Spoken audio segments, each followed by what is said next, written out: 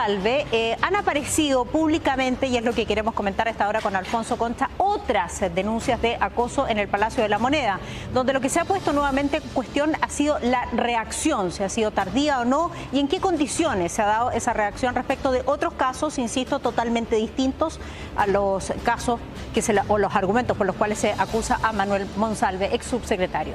Con nosotros Alfonso Concha. ¿Cómo estás, Alfonso? ¿Cómo estás? Buenas noches. Sí, son dos casos, dos mujeres denunciantes, efectivamente, como tú dices. En el caso de ellas denuncian acoso sexual total y absolutamente diferente a lo que pasa con Manuel Monsalve, que es violación. ¿En qué se cruzan y por qué han reflotado? Por la reacción del gobierno. De hecho, han reflotado gracias al trabajo de Interferencia primero, el diario La Tercera, y nosotros como reportaje Tele 13 que nos sumamos hoy día. Y el primer dato de la cronología respecto a la reacción tiene que ver con esto. Esto es muy decidor y les voy a decir por qué. Porque resulta que las dos mujeres denunciantes de acoso sexual fueron desvinculadas del gobierno en esa fecha, el 29 de diciembre del 2022. Y el eventual acosador salió del gobierno un año y medio después. Ya les voy a contar quién es y qué antecedentes tenemos. Ya, pero a ellas las desvinculan antes, mucho antes de la salida de Francisco Cofré, quien ya explicaremos de quién se trata, que ocurre en junio del 2024. Sí, y nuestro compañero Víctor Rivera, que es parte del reportaje de Tele 13, ha conversado con el entorno de las denunciantes. Y lo que dicen es que efectivamente la forma de reaccionar ha sido absolutamente lenta. No han empatizado de alguna manera con lo que ellos están denunciando. ¿Qué denuncian? Acoso sexual. El primer caso, acoso sexual, ella utiliza la vía de tribunales laborales. Dice que hay acoso sexual en contra de ella y también que hay discriminación política. Este caso estaba en la presidencia del 2010 hasta que en el autodenominado gobierno feminista de Gabriel Boric comienza a tener problemas. Ella dice que además del acoso hay discriminación política porque venía de otra administración. Ella lo sintió e incluso se la describieron algunas compañeras, dice, en la tutela laboral que ya está en la justicia. Claro, es más, perdón, solo sí. Acotar algo, ella muestra pantallazos de esa situación. Ella la desvincularon 13 años después de trabajar en el Palacio de la Moneda, es decir, partió en el primer gobierno de Sebastián Piñera, pasó por el de Michelle Bachelet y bueno, así continuó hasta la salida en el gobierno de Gabriel Boric. Así es. Ella es acosada sexualmente por quien ya les voy a contar los detalles y básicamente lo que ocurre con Francisco Cofré, pero ella es denunciada ella es acosada en una unidad en donde se replica lo mismo con un segundo caso. Aquí aparece entonces un segundo caso. En el caso de ella, la vía de denuncia va por un sumario administrativo. Esto habíamos dicho que era un tribunal laboral, en este caso un sumario administrativo, pero lo cierto es que en ambos casos las denuncias son de acoso, de un sujeto que, en términos generales voy a hablar para mantener de alguna manera los cuidados que tenemos que tener en este tipo de casos, pero él básicamente amenaza a las denunciantes con querer tener relaciones sexuales porque si no él se suicida. No, es gravísimo. No. O sea, si uno puede leer los detalles que están precisamente en este caso y se conoce mayormente porque este llega hasta los tribunales laborales, ¿no?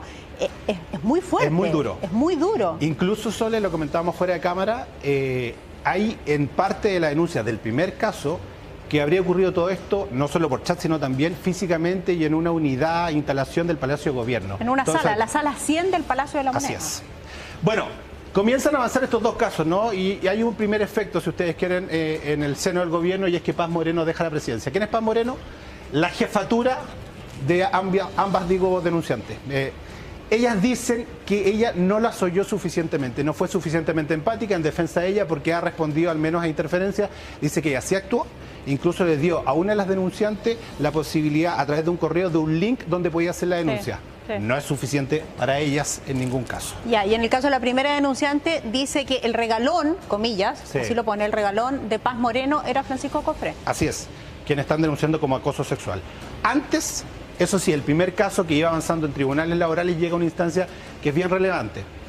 Como ella denuncia al fisco, básicamente, es representado al fisco a través del Consejo de Defensa del Estado. Llegan a una instancia conciliatoria para no seguir avanzando. Lo que hace el fisco básicamente es ofrecerle a la denunciante, en virtud de los detalles que ella está denunciando, 40 millones de pesos en conciliación y en compensación. La denuncia en ningún caso no es válida, se mantiene, pero deciden llegar hasta esa etapa y así también lo decide la primera denunciante.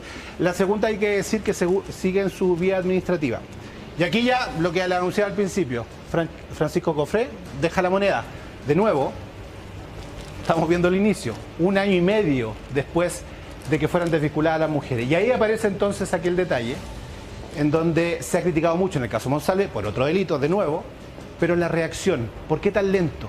Lo que ha dicho, por ejemplo, el Ministerio de la Mujer es que ellos han tratado de actuar, pero en la medida que pueden. En el primer caso es una instancia judicial, no se pueden meter en eso, y en el caso segundo hay una instancia de sumario administrativo. Ya está avanzando, por lo tanto tampoco pueden hacer mucho. Pero el entorno de las dos mujeres dicen que se demoraron y mucho, y recién ahora que pasa el caso Monsalve, reflotan sus casos. Claro, es que yo creo que hay dos cosas. Una de percepción, que para las denunciantes siempre todo va a ser tardío, hay que decirlo, ¿no?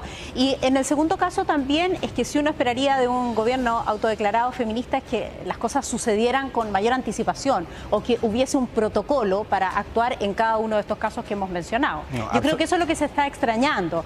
Ayer la abogada querellante de la denunciante del caso Monsalve decía lo más doloroso de todo esto es la forma como actuó el gobierno y que esto ocurriera en un gobierno feminista. Sí. De nuevo, declaraciones hechas a CNN. Sí, solo para el cierre. ¿Por qué pasa esto en el seno de un gobierno que siempre pensó, se planteó en campaña presidencial que su reacción iba a ser diferente? No lo sabemos, pero las denunciantes son súper claras en decir que esperaban algo diferente. En el caso Monsalve y, por cierto, en estos casos. Esperaban algo más y más rápido, probablemente. Bueno, ahí está entonces parte de la cronología de los hechos. Alfonso.